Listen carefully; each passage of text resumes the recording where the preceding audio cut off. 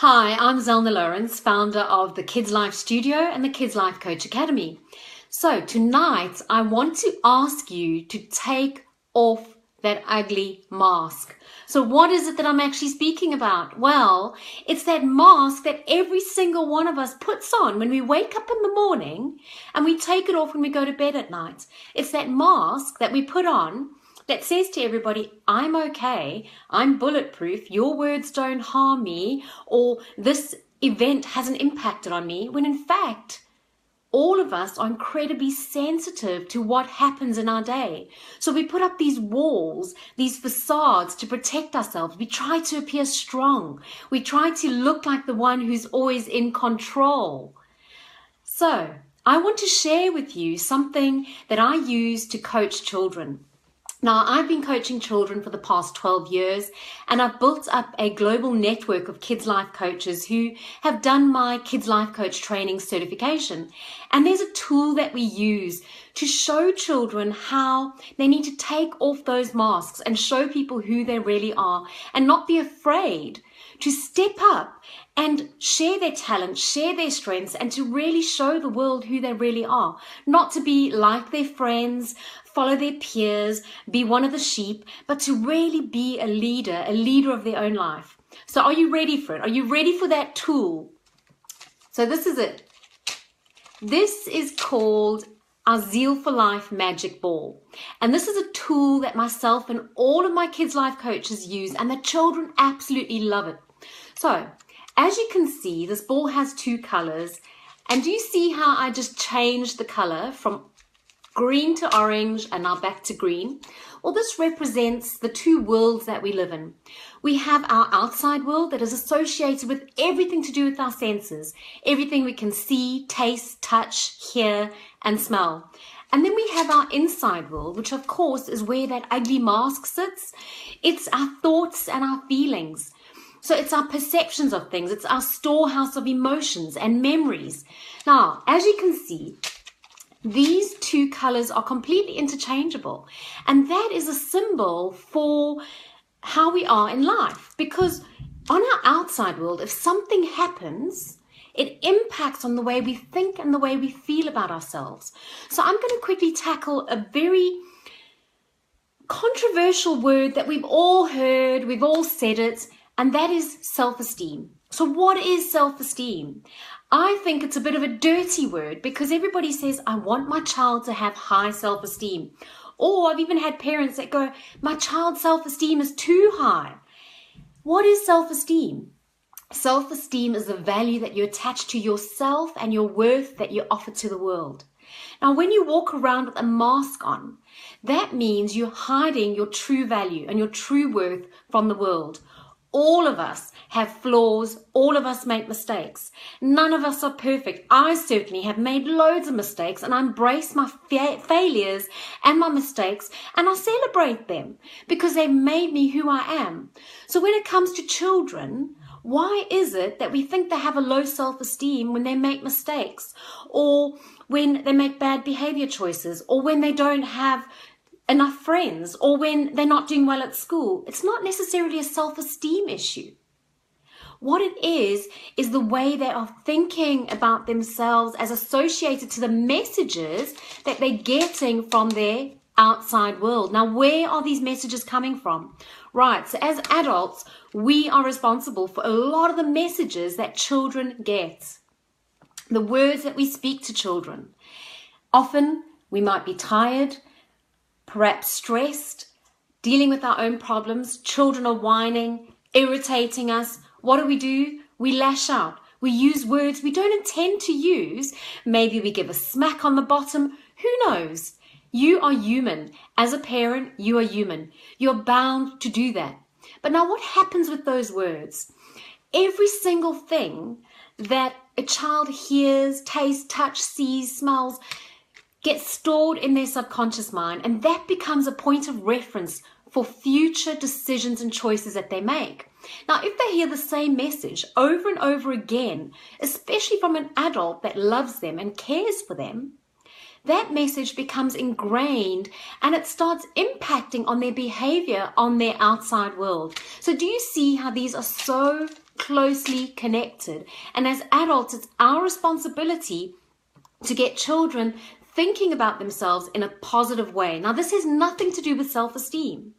This has got everything to do with leadership. What is leadership? Now, to me, leadership is about us taking control of our own lives on our inside world. So I coach children to understand that they can control their thoughts and feelings. It's the one thing that you are in control of. Yes, other people may push our buttons. Yes, things will happen we have no control over, like death, illness, bereavement. Those things happen. We don't have control, but we choose our reaction. We choose how we think and how we feel and how we act. Now, with children, especially, it's so powerful when you see the light bulb go on, when they know that if they're being bullied, that bully is actually on their outside world and they can only let them in if they choose to. So how do we coach children to take off those masks and just be who they are? Because it's tough in a world where all these messages, negative messages, are bombarding our kids, where they're being taught to be 6 years old going on 21, where they are tapping into their mobile phones, they're playing games online, they are in social media networks. Children are so inundated with so much technology, so many negative influences. Look at the music that they're listening to. It's on the outside world, but what is it doing? These repetitive messages are programming children to have a different outlook of what they should be showing the world. They measure themselves according to the clothes that they wear, the friends that they have, the toys that they possess. When in fact, what we actually want children to do is measure their worth according to themselves. Because you know what? That self-esteem word that I spoke about, that dirty word that is overused and overemphasized, a healthy self-esteem is about a healthy perception of yourself. It's the way you think about yourself. Now, I'm not sitting here and saying that it's easy to have a healthy perception of yourself. Let me tell you something. I, for one, have really struggled with that. And that is why I do what I do with children. So with regards to this magic ball and the inside and outside world, it's so incredibly important for children to feel empowered, to understand that they can be in control of their thoughts and their feelings on their inside world. And that, yes, things are going to happen on their outside world. And things are going to come along and knock them down. And yes, they are going to make mistakes. It's all part of growing up. As adults, it's our responsibility to take our ugly masks off. Yes, our ugly masks. Take them off.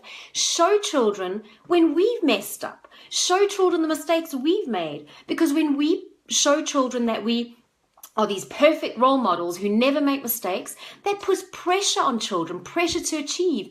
And let me tell you, they have enough going on in their little heads without having to live up to an adult's expectations. We have so many children who are anxious and stressed because of the pressure that adults put on them to succeed. And now that brings me to another word. So we've looked at self-esteem, we've looked at leadership. I want to look at success. And I've spoken about this before. Success means different things to different people. But what does success mean to children? Now, my team and I, my team of kids life coaches, we actually had a training session a couple of weeks ago, and we debated at length what success means to children. And we couldn't come up with a dedicated definition because, of course, success means different things to different people. So in the end, we encapsulated it in that word of leadership. A child who is a success is a child who has chosen to be the leader of their own life. It's the child who does not go with the flow, who doesn't buckle to peer pressure. Success in childhood is about making healthy food choices, not because mom or dad tells you to, but because you want to, because you know it's going to nourish your body, heart, and mind. So as you can see, yes, we need to be role models to children. It's important. We need to walk the walk and talk the talk, but part of that is being authentic. Children do not need adults telling them when they've messed up all the time. They do not need adults constantly disciplining them. using those powerful words that can pull them down instead of raise them up. Now, as I said earlier, many parents are sometimes tired. They are worn down. They have children constantly nagging at them and saying no, no, no. It really irritates the nerves. I've spoken to so many parents who say exactly the same thing. Their children wear them down. So what do? When things get tough, children misbehave, you lash out with those words. So what was it I wanted you to learn today? What I wanted to share with you today was to take off those ugly masks, those masks where you have to be perfect. If you're having a bad day, tell your child you're having a bad day. Tell your spouse, tell your friends. You don't have to do it alone. You don't have to put on that smiley mask and be everything to everybody all the time. That's half the problem in our world, is that we're always trying to please each other instead of starting within, starting on our own inside world and making sure that we get it right inside ourselves first, because by doing that, we can then be role models to children. Now, I walk this journey myself. I do the work I do as a kids life coach because I've had to build my self-esteem. I've had to build my leadership skills. I've had to find my definition of success. And I know it's not easy. As a child, I was a high achiever. I had a lot of pressure on me and I pushed myself incredibly hard, and it led to anxiety and lots of stress. Now, that was self-imposed according to the messages that I got from my teachers because it was what was expected. I didn't let anybody see how vulnerable I was. Now, why do you think that suicide rates are on the upswing in children? Why is it that depression and anxiety is on the upswing in children? It's because we're expecting children to just get on with things without the tools to be able to cope. Children don't know the rules, just like parents aren't given a rule book to be able to know how to parent. Children are not given a rule book to know how to be kids, to know how to make right choices. So the most powerful thing that you can teach any child, whether you are a parent, an auntie, uncle, a granny, grandpa, a friend, a godparent, it doesn't matter what context, whether you're a teacher, social worker, psychologist, the most powerful thing that you can teach a child is that they are in control of their inside world. Now remember, our inside and outside worlds are so closely connected, but if you can empower a child to take control of their inside world and to monitor their own feelings, because feelings are actually just a way of our body telling us a story. If children can start reading the story their body is telling them, accepting that anger is an okay emotion if it's dealt with in an adequate way. Sadness is fine. Frustration, irritation, all of those are signals that need to be dealt with on our inside world, and they've been triggered by something on our outside world. So today I want to encourage you, take off those ugly masks.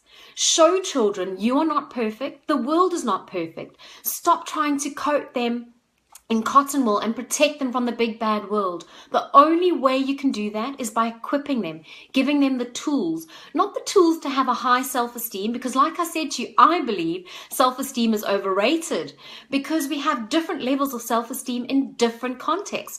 For instance, as a kids life coach, I'm incredibly confident about the work that I do with children. So my self-esteem is very high. My confidence is high in that context. However, there are certain areas where I don't have such a good sense of confidence and self-esteem. And that could be, for instance, in physical sports. I've always believed I've never been good at sports. So self-esteem fluctuates depending on the situation that you find yourself in. So hone in on a child's strengths rather than trying to fix their weaknesses, enhance their strengths, build them up. So, have you taken off that mask yet? Because if you haven't, I encourage you to just do a bit of introspection and just to have a look at what it is you're hiding from the world and why you're actually hiding that and what are you going to do about it? Because you know what? So many adults that I speak to, they say, you know, I wish I'd known these tools that you're giving my child when I was a child. It's never, ever too late. It's never too late for you to take control of your own life as an adult and to be a really amazing role model for a child. Yes, as an adult, you're going to get it wrong. You're going to make mistakes. That's life. That's what we do. You're never going to be that perfect parent or that perfect adult. And that's what we have to role model in children. We can only be the best version of ourselves. So I wish you well on this wonderful journey of enhancing your inside world so that you can impact on the outside world and really make a positive impact on those people that are in your circle of influence. Go out there, share your message, whatever that may be, and just like I said, be the best version of yourself and take off that ugly mask. Not for me, not for you, but for those people around you who deserve to see the best side of you. So thank you so much for listening to this Facebook Live. I'm Zelna Lauwrens, founder of the Kids Life Studio and the Kids Life Coach Academy.